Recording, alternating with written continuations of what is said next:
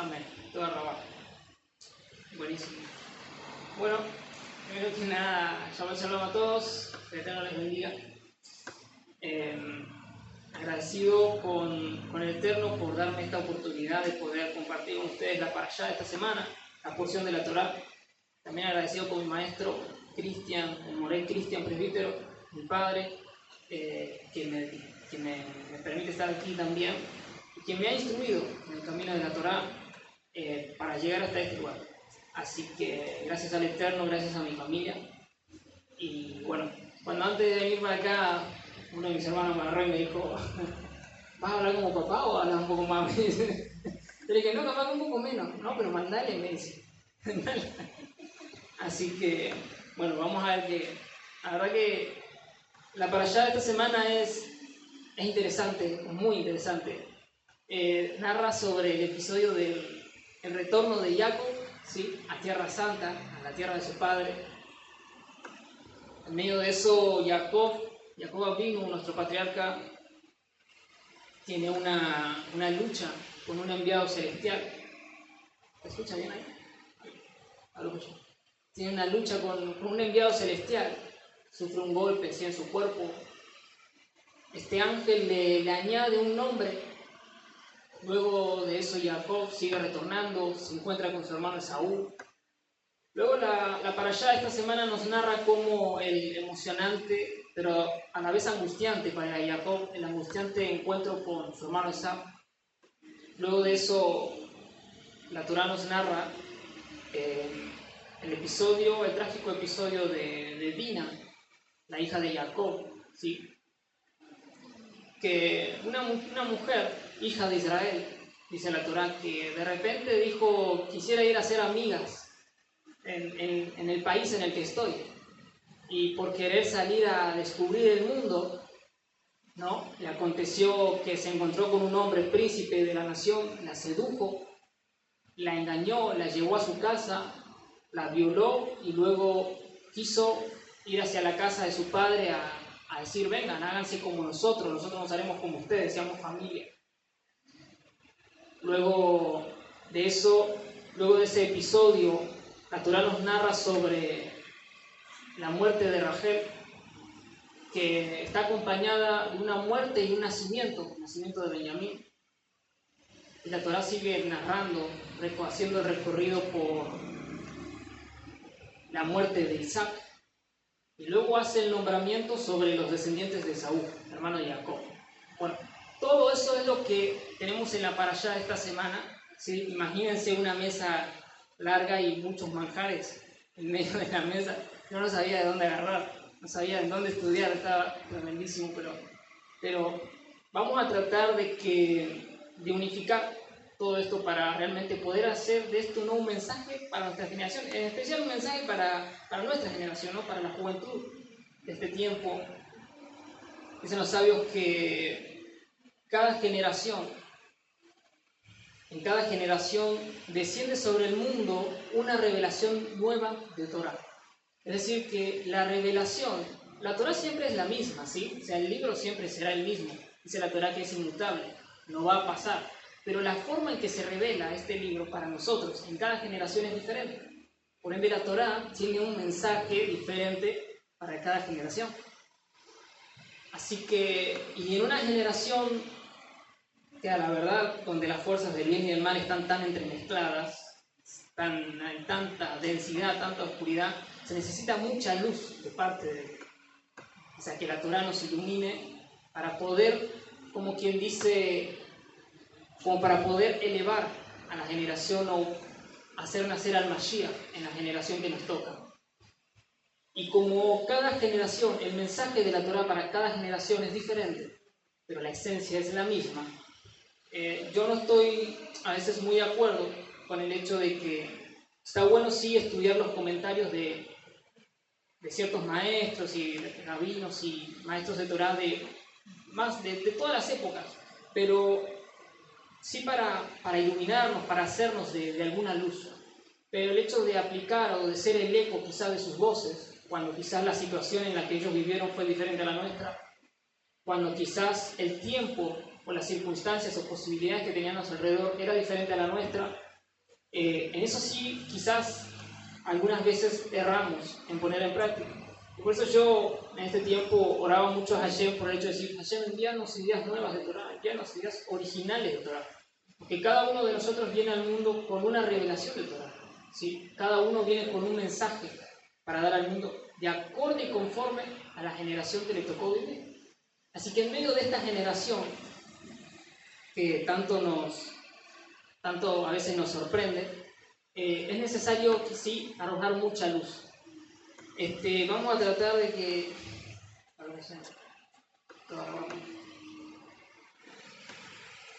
vamos a tratar de revelar la Torah y de que esta Torah traiga para nosotros un mensaje para esta generación. O sea, el mensaje que la generación necesita escuchar de parte de la Torah.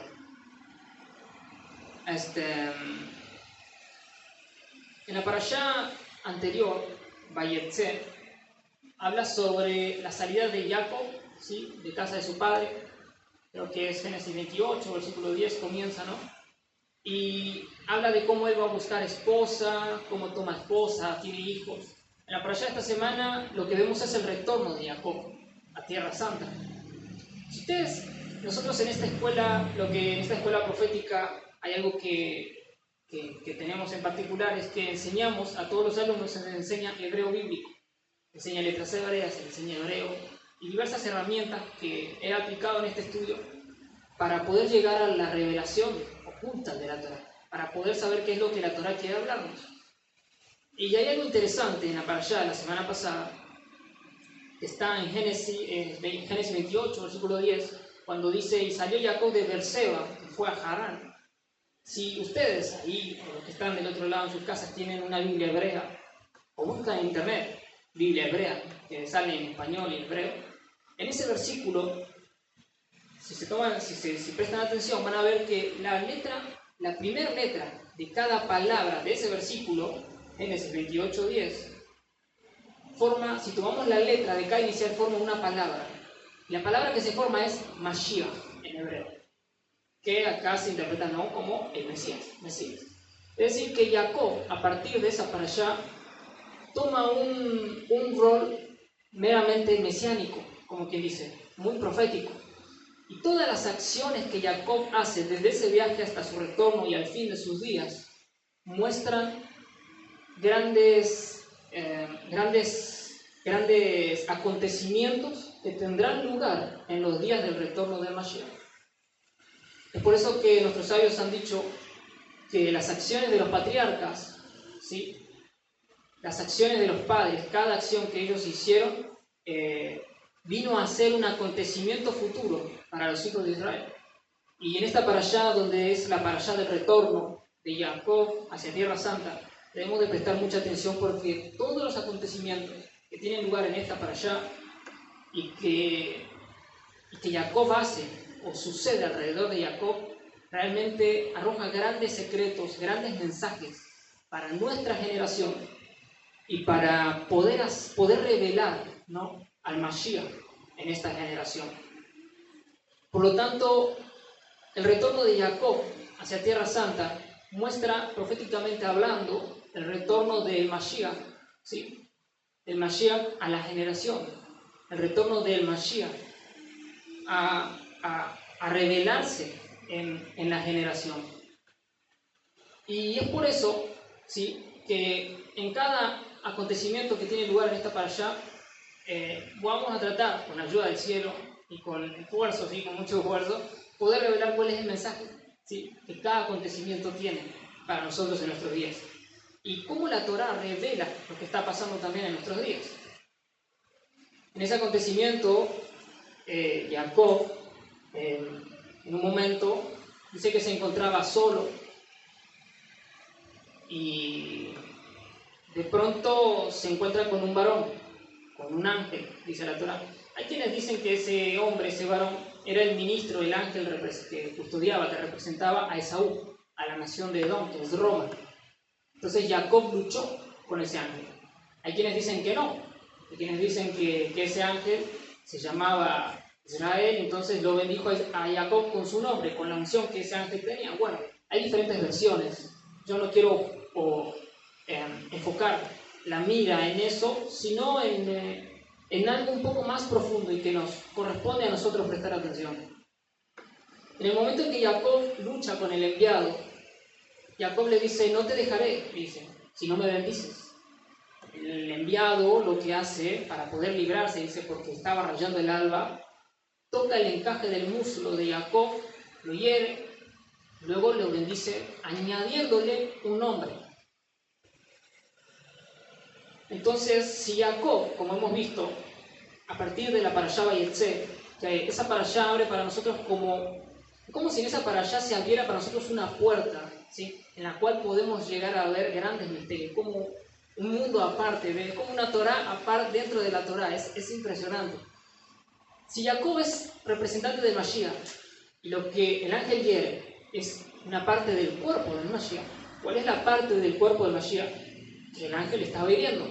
Es el encaje del muslo, es la parte, ¿sí?, que sostiene el cuerpo, como quien dice el cuerpo del Mashiach, porque dice que luego Jacob cojeaba y su forma de caminar no era igual que lo que era antes. Por lo que, ¿cuál es la representación en nuestros tiempos de esa parte del cuerpo de Jacob que representa al Mashiach? ¿Sí? Que en estos tiempos está siendo herida, que en estos tiempos está siendo, como quien dice, desencajada, está queriendo ser, ¿sí?, que corre peligro en este tiempo. Dice el salmista en el Salmo, creo que en el Salmo 8, no recuerdo bien, pero dice, de la boca de los niños cimentaste fortaleza, de la boca de los niños y lactantes cimentaste fortaleza.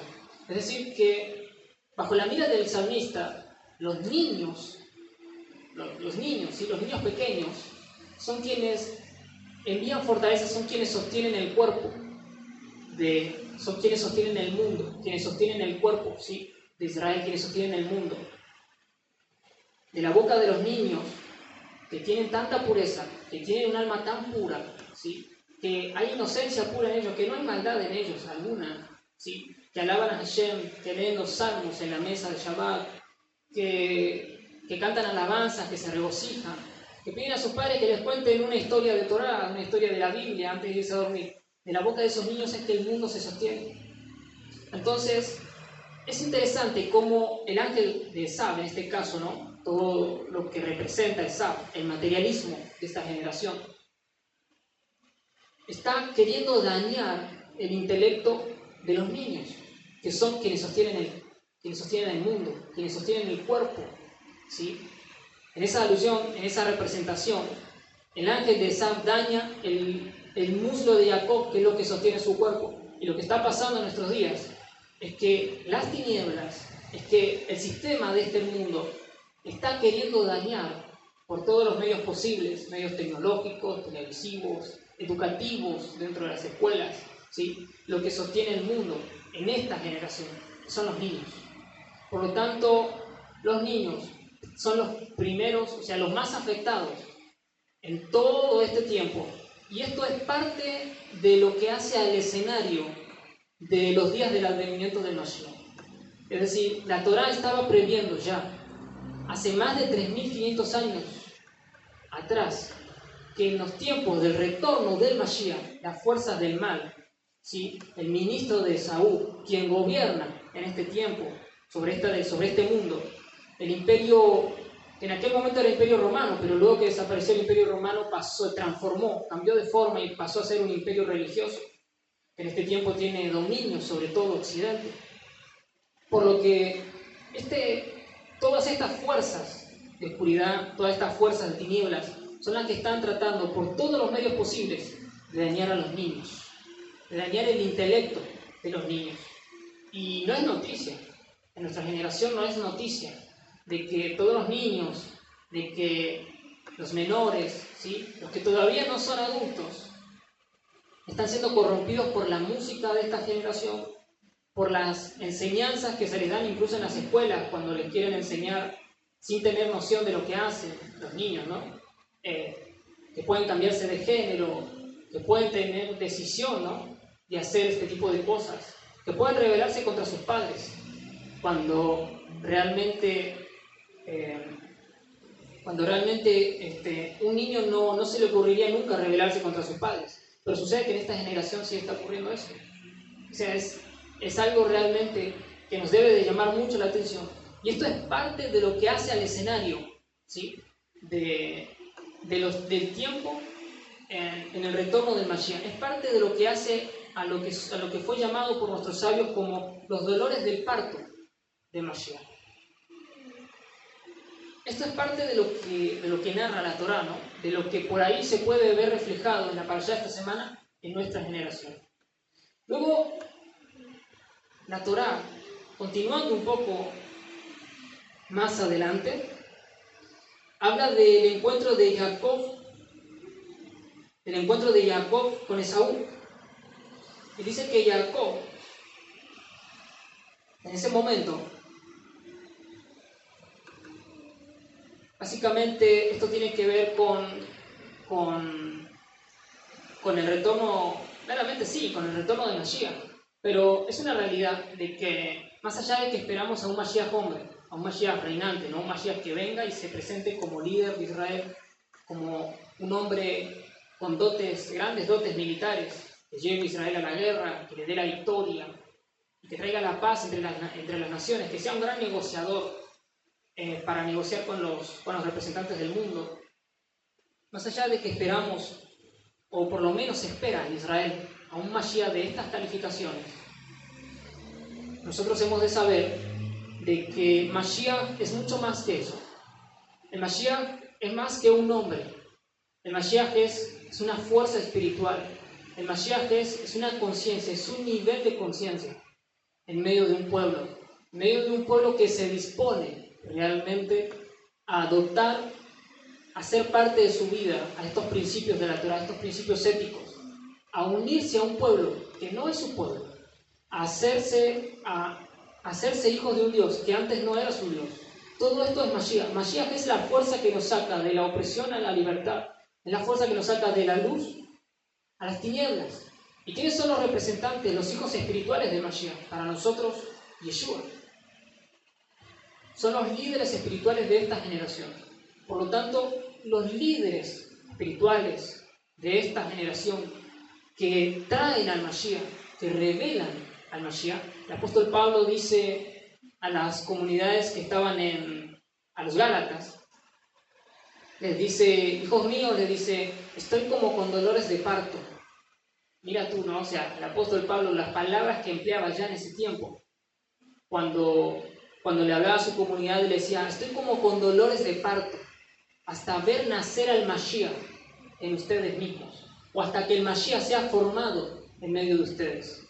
Por lo que las palabras o las denominaciones que estamos empleando aquí, que soltamos desde esta casa al mundo, de que el Mashiach es una conciencia, de que el Mashiach es un nivel de pensamiento, de que el Mashiach es un estatus real, es una fuerza espiritual que se mueve en el pueblo, no es cosa nueva, sino que Rabino Shaul, el apóstol Pablo, ya lo estaba haciendo saber a sus discípulos, sus comunidades que él administraba. Por lo que nuestra tarea en este tiempo, al igual que el apóstol Pablo, con dolores de parto, y en eso me imagino a nuestros maestros, que tanto a veces luchan, que tanto a veces padecen por poder llevar adelante el yugo de la Torá. Y digo el yugo de la Torá porque cuando uno quiere hablar verdades es cuando más el mundo se pone en contra. Claro está, la Torá dice estos son los que trastornan el mundo. Pero en eso que el apóstol Pablo vivía, esos dolores de parto, él se esforzaba por ver a nacer a Mashiach en medio de su pueblo, en medio de los que él tenía, en medio de los que él enseñaba e impartía el conocimiento de la Torá. Y en medio de todo eso es cuando Jacob retorna, que es como quien dice, la mira de los hijos de Adonai en este tiempo, los que nos hemos cobijado en los méritos de Yeshua el Mesías, y que salimos después de haber adquirido esposa, y los sabios nos han dicho que la Torá es como una esposa para el hombre, ¿sí? Después de haber adquirido la Torá, después de haber adquirido todo lo que el Eterno tenía para darnos, retornar a su tierra, retornar a la esencia. El retorno de Jacob también nos habla del retorno, ¿sí?, del alma, del retorno de los hijos de Israel a su esencia primigenia, al lugar donde fueron nacidos, espiritualmente hablando. Entonces cuando uno descubre la Torá, en ese sentido uno anhela llevarla, anhela volver al lugar de donde fue sacado, la casa de su padre, y poder venir con todos estos dotes, con todos sus frutos, con sus hijos, a venir a hablar de un nuevo, como quien dice, de un nuevo nacimiento. Se encuentra con Esaú, en otras palabras, con los hijos de Esaú, que son como que los hijos de Esaú en este tiempo son los hijos de Occidente, los hijos de la religión de Occidente. Dice que Jacob, alzando sus ojos, vio a Esaú, y que Esaú venía con 400 hombres. Porque bien sabemos que existen en el mundo 400 niveles de impureza, como los 400 años que estuvo Israel en Egipto. Entonces cuando Jacob, los hijos de Israel de esta generación, van al retorno con la Torá ya en sus manos, con la Torá en sus lomos, ¿sí? Se encuentran con los hijos de Saúl, con la negatividad de esta generación, se encuentran con las fuerzas de impureza, con la idolatría, que los hijos de Occidente, que los hijos de estas religiones realmente cargan y emergen dentro suyo. Dice que Jacob se angustió, pero Jacob también nos previó y nos dio en la Torá la forma de contrarrestar la fuerza, la negatividad de Saúl en esta generación. Porque dice que cuando Jacob estaba acercándose a su hermano Esaú, dice que se inclinó 7 veces hacia el suelo. Y los sabios nos enseñan que Jacob se encorvó, es decir, se agachó, se inclinó 7 veces para contrarrestar la negatividad de Esaú. Y que cuando llegó no encontró otra cosa que un abrazo, una reconciliación, ¿sí? Que un panorama distinto al cual él se había previsto anteriormente de su encuentro con su hermano. Pero, ¿cómo se aplica como quien dice, el consejo, la fuerza espiritual que Jacob nos dio en esa porción, en nuestros días, en nuestros tiempos? Dice el libro de Proverbios, 7 veces cae el justo, pero se levanta. 7 veces cae el justo y se levanta. Ese proverbio está hablando de Jacob, quien se inclinó 7 veces y volvió a levantarse y realmente tomó control de la situación, y su hermano no lo mató, sino que su hermano se quedó impresionado con todo lo que él traía, con todo lo que Jacob había adquirido, con la madurez que Jacob tenía, y hasta quiso ayudarlo en su retorno a la casa de su padre. 7 veces cae el justo, pero se levanta. 7 veces cae, se inclinó Jacob y volvió a levantarse. Porque 7 también, 7 son los días de la creación, y el séptimo día es el día de Shabbat. Es decir, que la manera de contrarrestar la negatividad de esta generación es con el Shabbat, es ajustando la santidad en Shabbat, es realmente trayendo, reparando, ¿no?, las fisuras que quizás a veces se crean en las casas donde se guarda Shabbat. Así que esa es la manera de poder contrarrestar la negatividad de Saúl en este tiempo. Porque cuando uno guarda Shabbat, y Shabbat, cuando uno ve las letras en hebreas de Shabbat y las cambia de lugar, se forma la palabra Teshuvah.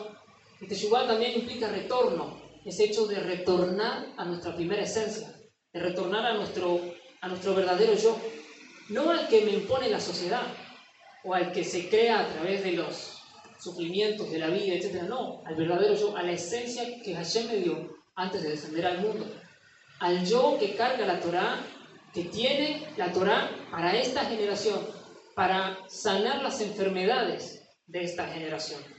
Entonces, cuando uno hace Teshuvah en Shabbat, realmente lo que está haciendo es contrarrestar las fuerzas de esta generación, las fuerzas de Roma, las fuerzas de la idolatría de esta generación. Pero como hablamos de que Jacob también es el representante, es como el que dice el bosquejo profético de Mashiach.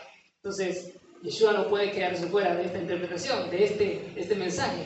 Porque ¿cómo aplica también esto? Dice Proverbios, 7 veces cae el justo y se levanta. Y este justo es el justo por excelencia. El justo por excelencia es el Mashiach. En otras palabras, el Jacob también. Que Jacob representa al Mashiach.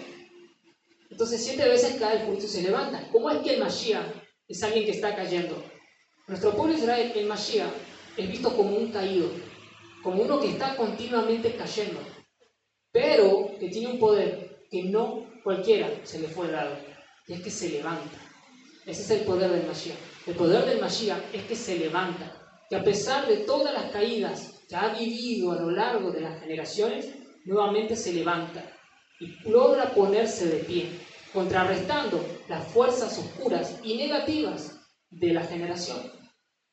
Si nos ponemos a ver, 7 veces ha caído como quien dice, la raíz del Mashiach a lo largo de las generaciones desde la creación del mundo o desde la creación de la humanidad. Vemos que Adán tenía el potencial para ser el Mashiach. Es que Hashem quería que Adán sea el Mashiach. Quería darle el dominio sobre toda la tierra. Le dijo, multiplícate y fructifícate. Pero Adán cayó. La simiente, el origen, la fuerza del Mashiach cayó en Adán. Luego nos encontramos con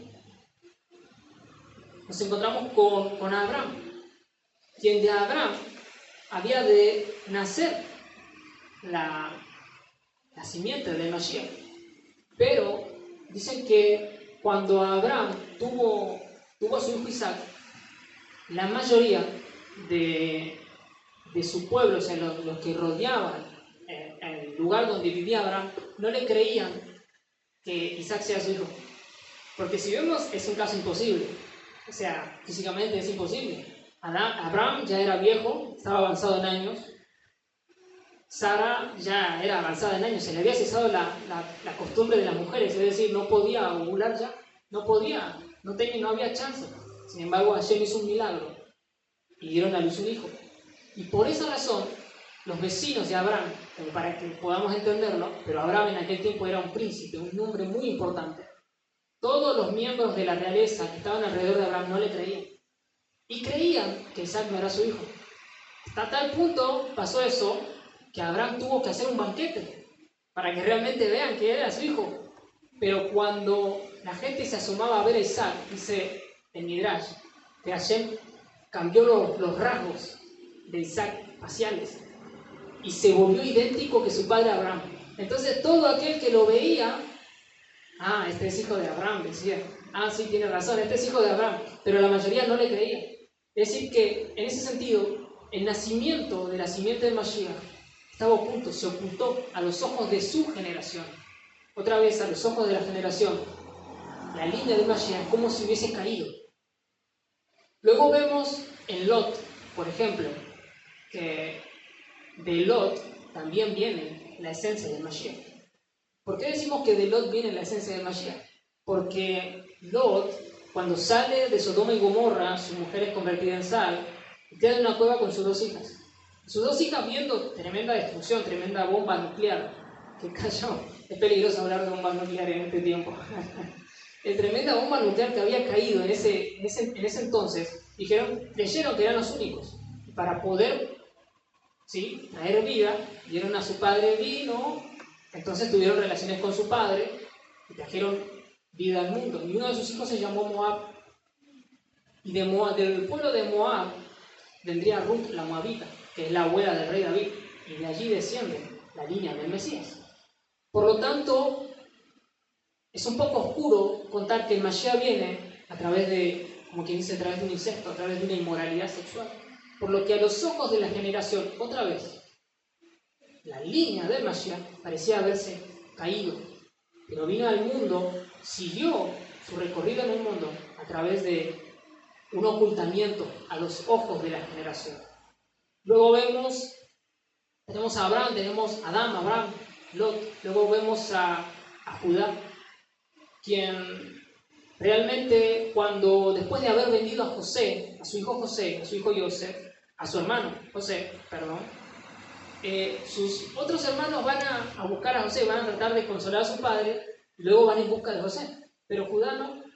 Judá se va en busca, dicen los sabios que mientras que sus hermanos estaban en busca de Yosef, Judá estaba en busca del Mashiach. Porque si Yosef, y ojo con esto, porque si Yosef es el Mesías sufriente, y de Judá viene el Mesías rey, el Mesías reinante, eso también fue una alusión profética. a que la gran mayoría de las tribus reconocieran al Mesías sufriente. Pero la tribu de Judá no reconoció al Mesías sufriente, porque estaba buscando a un Mesías rey, a un Mesías reinante. Y en eso que Judá estaba buscando la línea del Mashiach, la descendencia del Mashiach, que iba a venir de él, tiene relaciones con su nuera, con Tamar. A tal punto fue la situación, obviamente él no lo sabía. Tamar se vistió de prostituta, tiene relaciones con él. Y a tal punto fue que Tamar fue llevada delante de la corte de sus días. Estaba a punto de ser quemada, a punto de ser pasada a otra vida. Sin embargo, muestra las pertenencias del hombre que se había acostado con ella. Y aquí que eran las pertenencias de Judá. Por lo tanto, otra vez parecería ser que la descendencia del Mashiach, la línea del Mashiach, a los ojos de la generación, se había caído. Y la línea del Mashiach siguió corriendo. Venía al mundo y seguía pasando de generación en generación de una forma oculta. Tal punto que nos encontramos con Boz, con Ruth. Y para aquellos que quizás no sean tan conocedores de la literatura judía, de la literatura hebrea, en los libros, ¿sí? En los libros del pueblo de Israel, se discute realmente el hecho del casamiento de Boz y de Ruth. Porque suele ser que hay un mandamiento en la Torá que dice: ningún moabita entrará a la asamblea de mi pueblo santo. Entonces, si Ruth viene de Moab, ¿cómo es que de ella descendería el rey David? Y aquí hay un arreglo, no un arreglo, sino algo que no está claro a los ojos de todos. Es decir, cuando la Torá habla de que ningún moabita entrará, está haciendo alusión a los hombres, no a las mujeres. Por lo tanto, Ruth sí tenía legalidad y permiso de entrar a la asamblea santa del pueblo de Israel. Por lo que todo aquel que viera en aquel tiempo a Ruth y a Boz unidos podría decir: o sea, esto no es correcto. Si Hashem dijo los moabitas no entrarán al pueblo de Israel, ¿cómo es que Ruth está dentro del pueblo de Israel? Lo cierto es que no aplica a las mujeres, sino que aplica a los hombres. Y a cualquiera que ve en la Torá, parecería ser que la línea del Mashiach otra vez se haya caído. Y luego viene, de la descendencia de Boz y de Ruth, viene Isaí, el padre de David. Este caso que estamos presentando ya es el sexto. Y sucede ser que David, los hermanos de David, también el nacimiento de David fue cuestionable a los ojos de sus hermanos, porque los hermanos creían que él no era hijo legítimo de Isaí. ¿Cómo así? Sucede ser que cuando viene el profeta Samuel a ungir al rey de Israel, le traen a todos los hijos de Isaí, menos a uno, a David, porque los hermanos creían que no era hijo de Isaí. Por eso es que no lo traen a David. Entonces, Samuel estaba esperando que le traigan un hijo. Le dice: ¿estos son todos tus hijos? Estos son todos mis hijos. Le dice Isaí: no, estás equivocado. El mundo espiritual me está diciendo que tú tienes otro hijo, tuyo, legítimo, y que ese va a ser el rey de Israel. ¿Dónde está? No tengo otro hijo. Bueno, fabrícate otro, le decía el rey Samuel. Es el profeta Samuel. ¿Por qué David no fue llevado con sus hermanos para ver si era o no era el rey de Israel, el futuro rey de Israel que estaba buscando Samuel? ¿Qué se cree? Los hermanos de David creían que él no era hijo legítimo de David, porque supuestamente su madre ya había dejado de dar a luz, no podía seguir dando a luz. Por lo tanto, creyeron que él era hijo de Isaí y de la concubina, de la esposa de Isaí. Por eso es que lo tenían allá, lejos del entorno familiar, detrás de las ovejas. Y luego Isaí dice: sí, tengo uno, dice, está allá detrás de las ovejas.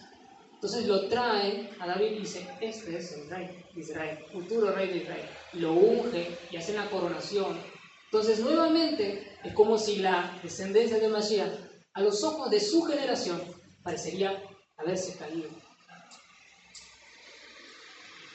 Y finalmente, 7 veces dice la Torá, cae justo y vuelve a levantarse.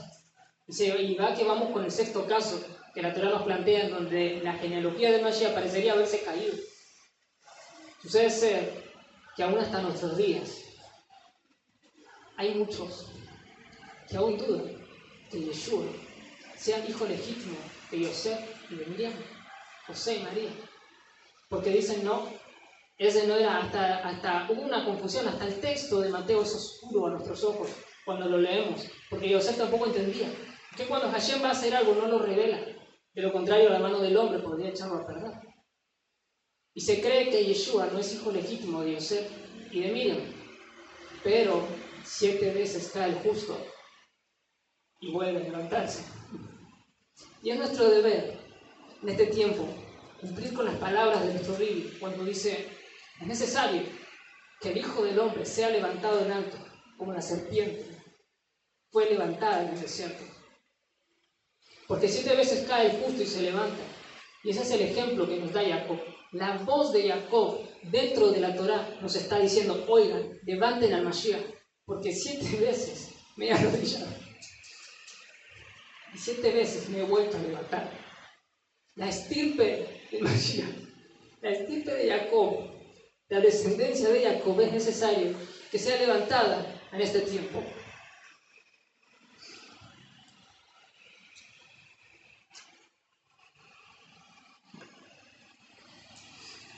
Disculpen, es que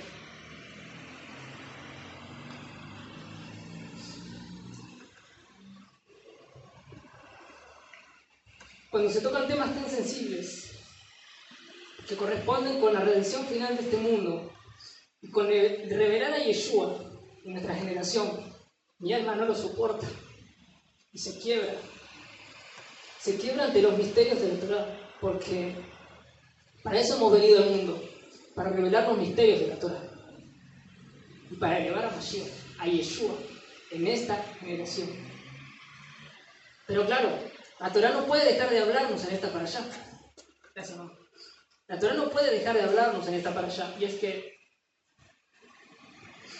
dice la Torá luego de que Jacob se reúne con su hermano Esaú y se acomoda en la tierra, dice que se asentó en el lugar de Sucot y que construyó cabañas. Y todavía no había sido puesto el mandamiento de celebrar Sucot, de armar enramadas. Bueno, gran parte de los mandamientos que están en la Torá, no están en la Torá tampoco porque sí, sino porque son actos de los patriarcas que vinieron a representar en el mundo simbolismos proféticos de cómo establecer el mundo venidero, el jardín del Edén en este mundo. Sucede que una vez que Jacob estaba sentado en su tierra, en Sucot, dice que Dina quiso ir a conocer a las mujeres del país y explorar el mundo, qué sé yo, todas esas cosas que se le ocurren a los hijos de Israel. Era una hija de Israel. A los hijos de Israel que son sellados, que son marcados y quieren ir a conocer el mundo. Quieren ir a hacerse amigos de la generación en la que viven, cuando realmente no son iguales a la generación en la que les tocó vivir. Pero mi enfoque no está simplemente en eso. Es como les había dicho, he aplicado en este estudio herramientas que nosotros enseñamos en esta escuela y que son propias de la Torá. Hay una herramienta que se llama gematría, que tiene que ver con que cada letra de la Torá, como la Torá está escrita en hebreo, cada letra de la Torá tiene un valor numérico. Entonces, cuando se juntan dos palabras y se las suman y dan un valor numérico, y luego encontramos otra palabra en la Torá que tiene el mismo valor numérico, sucede que tienen una relación entre ambas. Y de allí se extraen nuevos conocimientos ocultos de la Torá.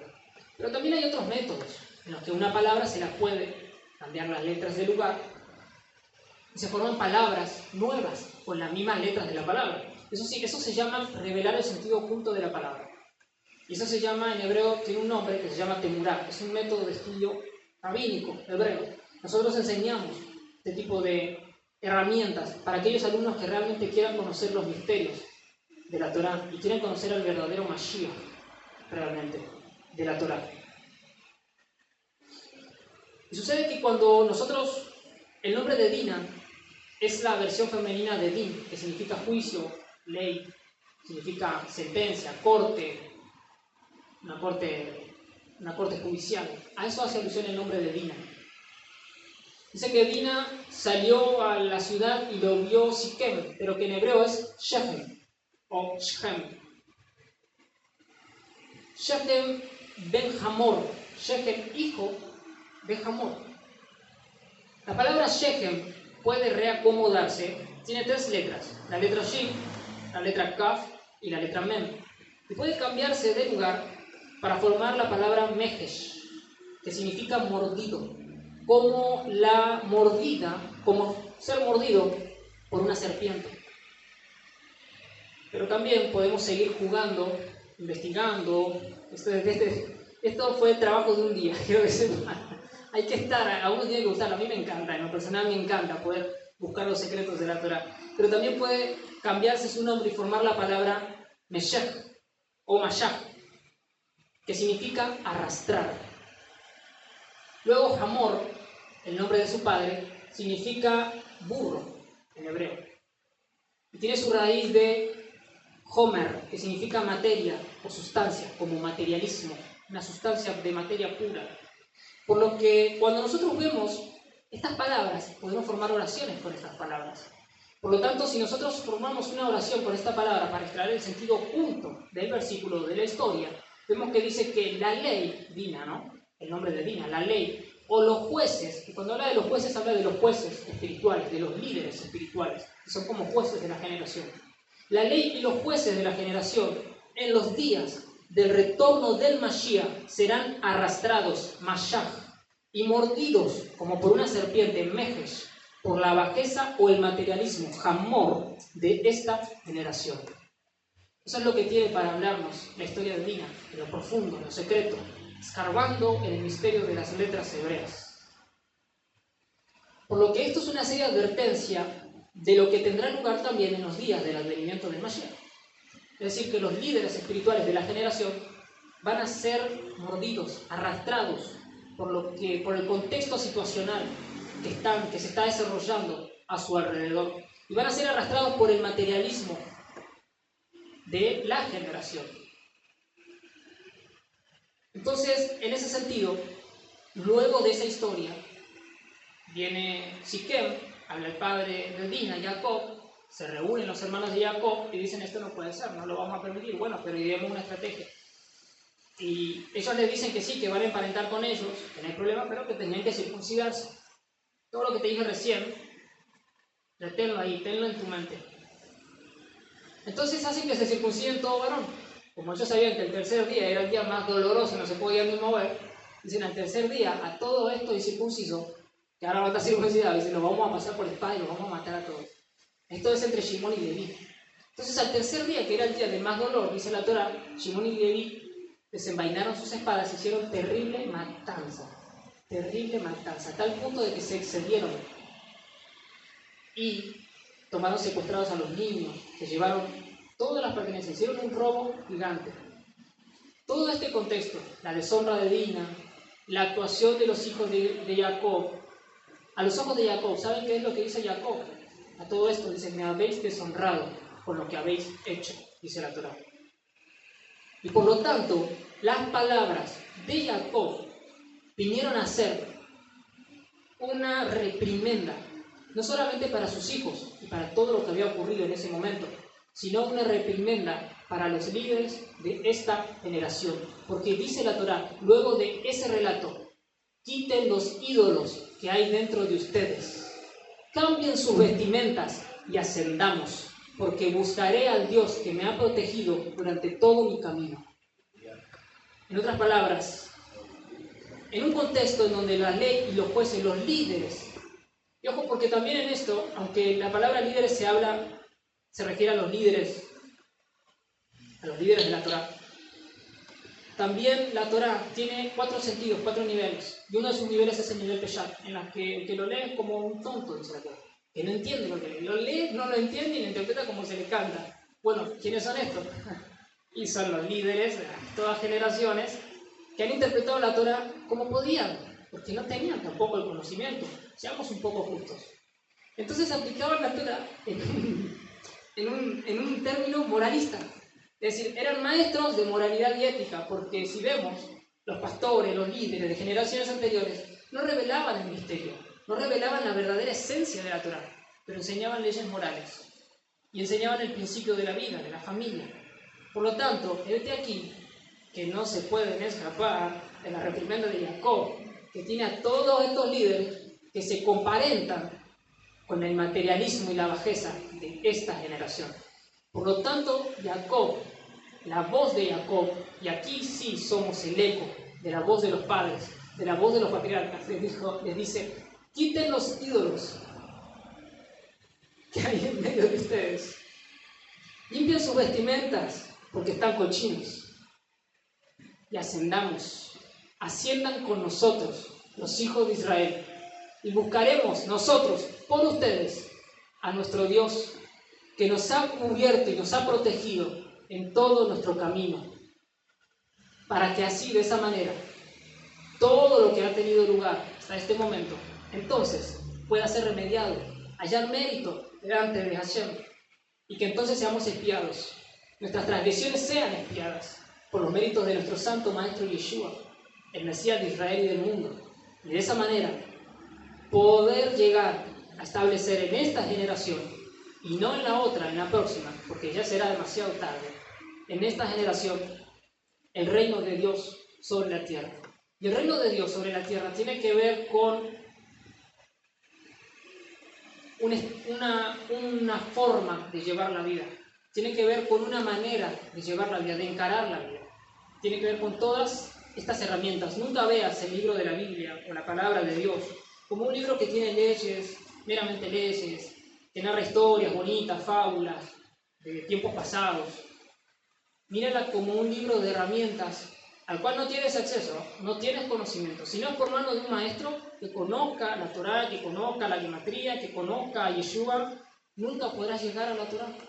Por eso dice, laven sus vestimentas, quiten a los ídolos que están dentro de ustedes y ascendamos, porque invocaré a mi Dios, el Dios de Israel, no el Dios del cristianismo, no el Dios del catolicismo y todas sus formas, no el Dios del hinduismo, no el Dios del islamismo, es el Dios de Israel, el Dios de Jacob, el Dios de Abraham, de Isaac y de Jacob, el Dios de Yeshua, el Mesías judío, que está esperando a que lo levantemos en esta generación.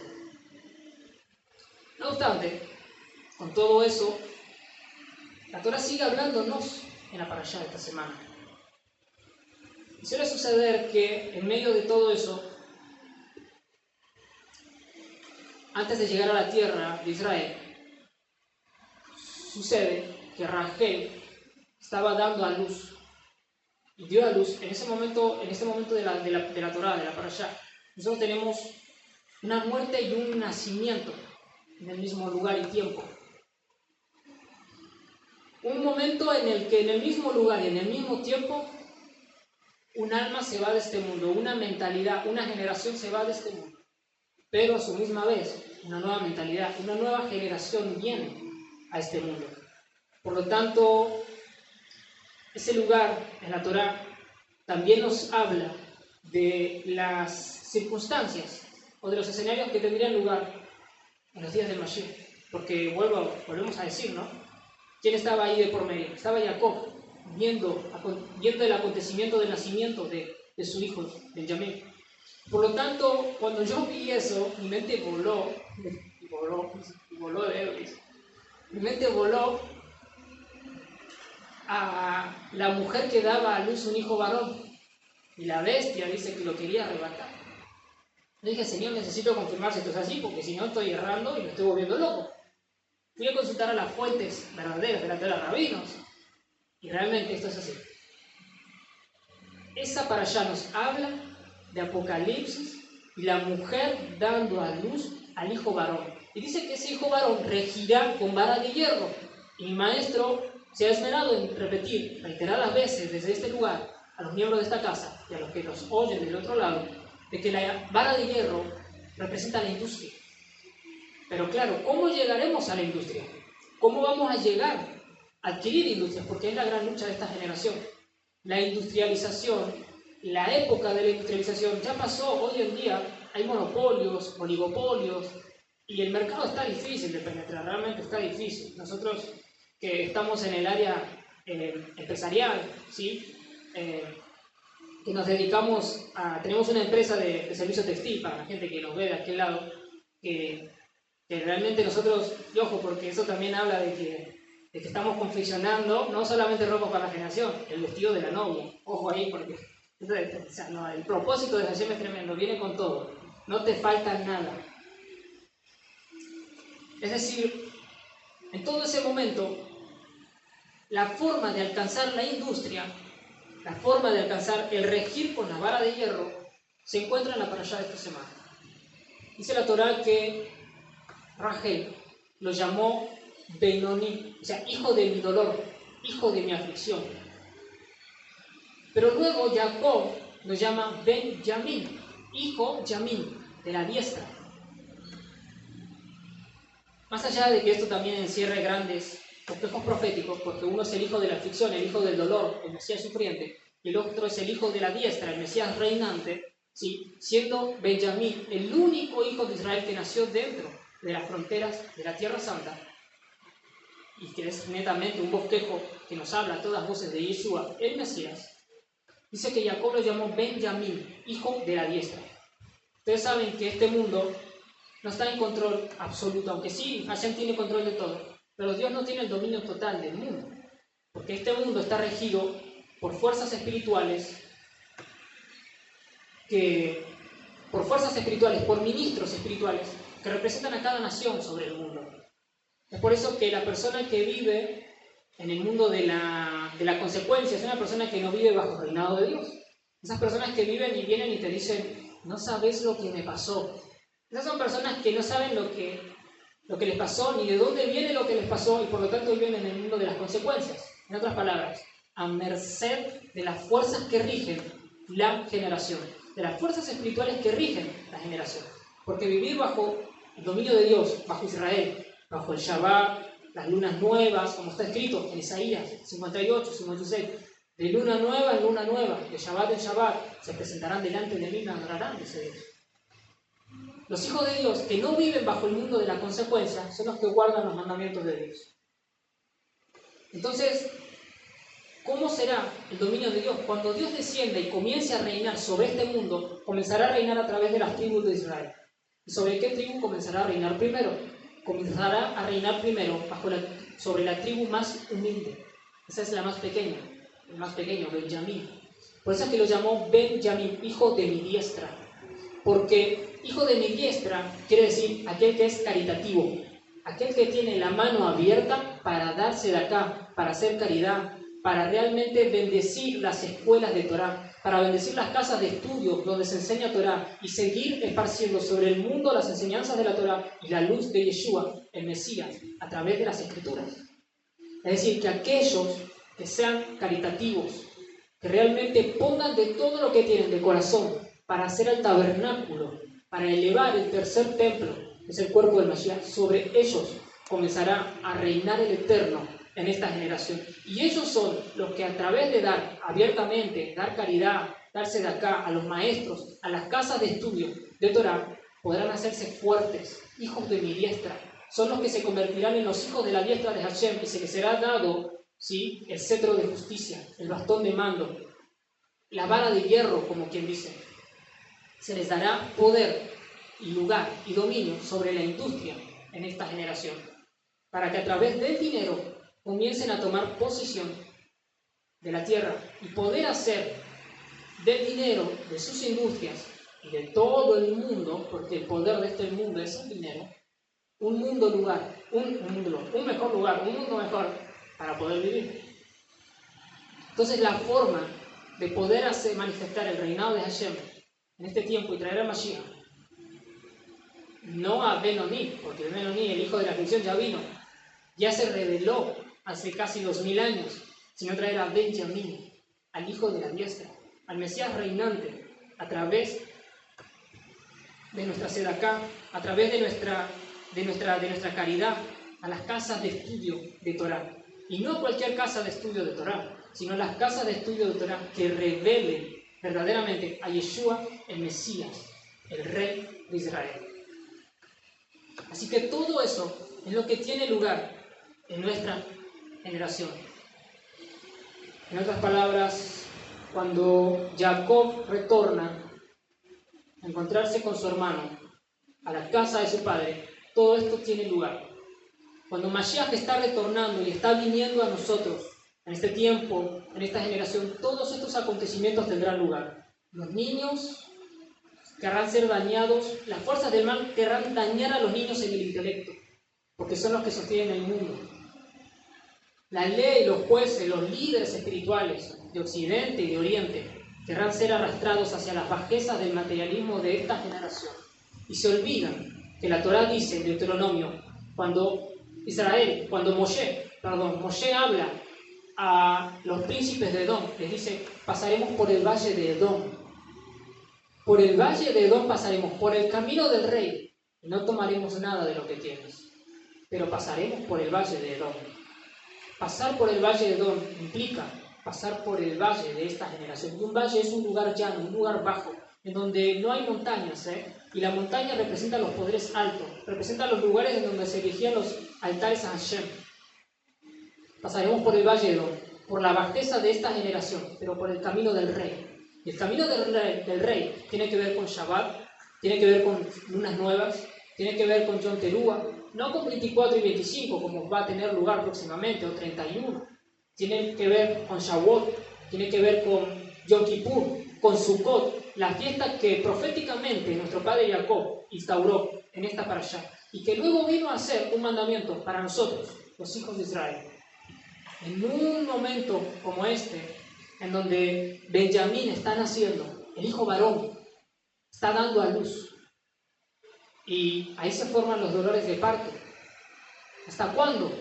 Dijo Rabino Shaul, hasta que el Mesías sea manifestado, hasta ver al Mesías, hasta ver que el Mesías nació en ustedes. Gálatas, capítulo, si no me equivoco, capítulo 4, versículo 16, por ahí anda. No recuerdo ahora la cita, pero ese es el bosquejo que la Torá tiene para hablarnos en este momento, en este tiempo, en esta parashá. En el momento en que Mashiach está retornando, todo esto tiene lugar. Y en todo esto debemos pasar por el camino del rey, sin desviarnos ni a izquierda ni a derecha, entendiendo los peligros que tiene vivir en esta generación. Dice que cuando Jacob se acercó a Esaú,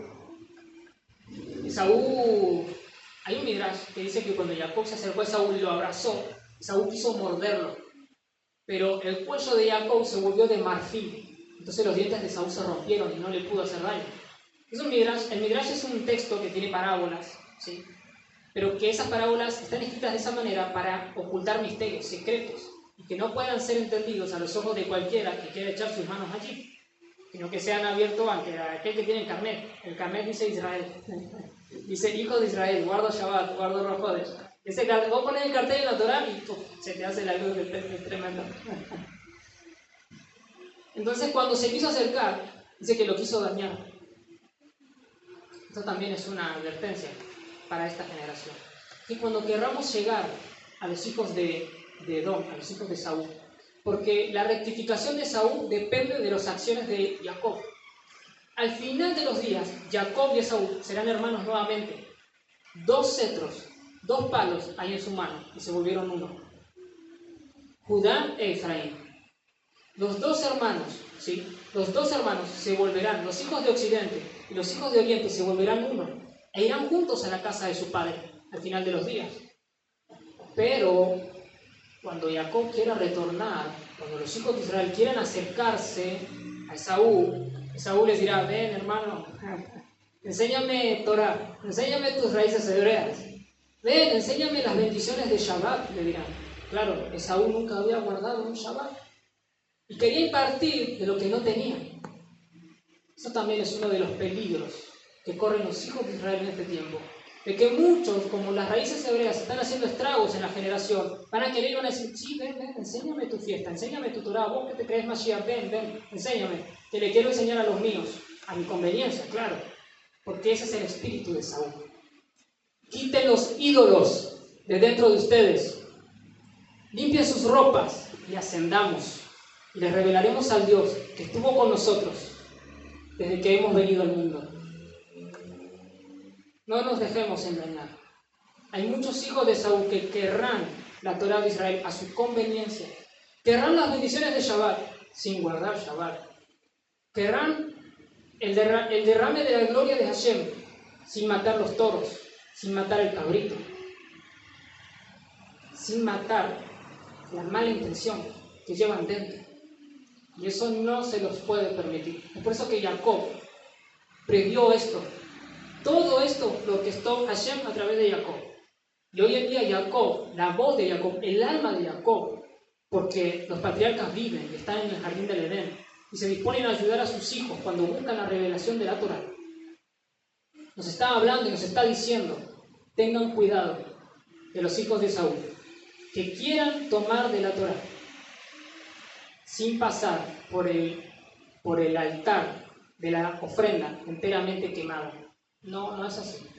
Hay un altar con carbones encendidos, hay un altar con fuego, del cual hay que caminar. Y hay que morir al viejo hombre, a la religiosidad que Occidente y que Saúl quiso imponer en nuestra generación. Porque no es con religión, es con espiritualidad. No es con cuerpo, es con alma. No es con meramente palabras, es con rúa, es con espíritu. Así que eso es a todas voces lo que la parashá de esta semana tiene para hablarnos. Y realmente en una generación en donde las cosas están tan duras, el mundo está tan oscuro. Sí, cada vez que el Eterno quizás quiera revelar algo, se tornará difícil entenderlo o poder descifrar la revelación del sueño. Hashem se comunica con los profetas a través de sueños, a través de visiones, pero según la santidad del profeta es según el ocultamiento del mensaje. El profeta que cuida bien sus ojos, que tiene santidad en los ojos y demás, entonces el sueño se le es revelado, pero a aquel que no, el sueño se le es más oculto. Entonces, en una generación donde todo es tan difícil guardar la santidad para Hashem, en una generación así necesitamos de la luz, de la Torá del Mashiach. Y no tengo dudas que esta Torá se siga revelando en esta magnitud a la generación en la que estamos viviendo. Porque esta es la Torá del Mashiach. Esta es la Torá que el Mashiach tiene para esta generación. Mayor transgresión, más se multiplicará la gracia. Y la gracia no es como el pueblo de Occidente la ha entendido. Porque gracia en hebreo no significa una legalidad para transgredir. Una legalidad para tomar la Biblia de Dios y entenderla como quiero, sin poner por obra lo que está escrito. No, gracia en hebreo significa, se dice gen, y se forma de dos letras. Una es la het, que es como la J en nuestro abecedario, y la otra es la nun, que es como la N, para que lo puedan entender los que están del otro lado y no sepan hebreo. La J y la N, la het y la nun, son las iniciales de dos palabras. Una es Jochma, y la otra es Nebuah. Una es Jochma, sabiduría, y la otra es Nebuah, profecía. Es decir, que a través de la sabiduría de la Torá y del espíritu profético de la Torá, que nos fue impartido por Yeshua el Mashiach, entonces revelaremos la gracia. Y la gracia, en muchos libros de Torá, es usada para referirse a la revelación. Así que a mayor transgresión, más aumentará la profecía sobre los hijos de Israel y la sabiduría sobre los hijos de Israel, para traer la revelación a esta generación. Gracia no es como te han entendido tú que estás del otro lado y quizás no estás mirando. No es lo que te han enseñado. Lamentablemente es triste decirlo, pero es necesario que lo entendamos, que lo pongamos por obra, lo pongamos en práctica, ¿sí? Entonces, gracia a partir de ahora es sabiduría y profecía. No es más permiso para pecar o hacer lo que yo quiera, no. Es sabiduría y es profecía. Y es cierto digo que el espíritu de sabiduría se rinde frente al espíritu de la profecía. Así que busca la sabiduría, compra la sabiduría, pero no la vendas, dice la Torá. Así que todo esto a grandes rasgos, y hay más de dónde viene todo eso, hay mucho más, pero nos limitamos a hablar lo que Hashem quiere hablar. El resto para el privado, lo debatimos en la mesa mientras cenamos. Así que el Eterno les bendiga a los que están del otro lado, les bendiga a ustedes que están aquí presentes. Que el Eterno te provea shalom, besimha, paz y alegría en este nuevo comienzo de semana. Bendiciones, desde Ministerios por la Paz. Shalom.